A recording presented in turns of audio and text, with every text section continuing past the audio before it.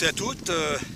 Voilà, je fais partie du club Hockey Mistral. Nous sommes ici aujourd'hui sur le site de la Pourcarès qui se trouve près de Saint-Martin-de-Londres, une petite ville juste à côté de Montpellier. Et sur ce site, eh bien, ça sera probablement dans les mois à venir le futur stade volant de la Fédération de vol libre et du comité départemental de vol libre de l'Hérault. Voilà, c'est un lieu qui est en cours d'aménagement avec des espaces pour pouvoir faire à la fois de la pente-école pour apprendre à piloter un parapente. Ça servira aussi à faire du treuillage pour les parapentes et les deltas. Donc avec une longue piste qui fait 650 mètres de long. Et puis bien sûr, il y aura un espace cerf-volant de presque 2 hectares où on pourra venir voler, s'entraîner, pratiquer pour le loisir sa propre discipline et puis pourquoi pas recevoir des enfants, des handicapés, des gamins pour l'initiation au pilotage et à la fabrication de cerfs-volants. Voilà un beau projet et aujourd'hui j'ai choisi ce site parce que nous sommes en vent de nord-sud, enfin vent de nord plus précisément, nord-ouest qui est une tramontane qui est annoncée au niveau de météo ciel à 60-70 km/h. Donc c'est à dire qu'ici étant protégé par un petit massif rocheux qui se trouve sur plein nord, on a quelques turbulences au ras du sol, mais dès qu'on va prendre de l'altitude, on va avoir le vent qui va s'exprimer dans toute sa puissance, c'est-à-dire 60 à 70 km/h.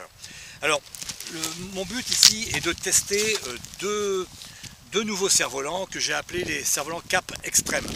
Parce que je me suis rendu compte que pour faire de la photographie aérienne, eh bien avec des cerfs-volants intégralement en SPI, ça pouvait être parfois délicat au niveau sécuritaire et puis même pour les ramener.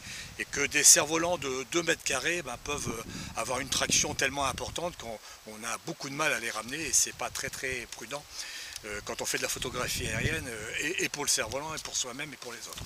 Donc j'ai eu l'idée d'utiliser des rebuts de drapeaux et de bannières qui sont à tissu en polyester assez poreux et je me suis dit dans le fond si on respecte la symétrie et le droit fil peut-être que j'arriverai à faire des cerfs-volants qui non seulement puissent voler mais puissent aussi affronter dans de bonnes conditions un vent très fort sans risquer de ne plus pouvoir les maîtriser en altitude. Alors j'ai d'abord fabriqué ce premier cerf-volant qui est un delta un petit peu modifié et ce delta on va l'essayer là et on va voir le résultat et les comparatifs avec un autre cerf-volant que vous voyez ici en fond de plan et qui est un cerf-volant qui est aussi un delta mais un delta combiné avec une cellule de delta conine, donc une cellule triangulaire centrale et j'ai gardé la quille du delta et au lieu de faire un bridage réglable, j'ai mis cette quille là de ce delta directement sur la réunion des cellules.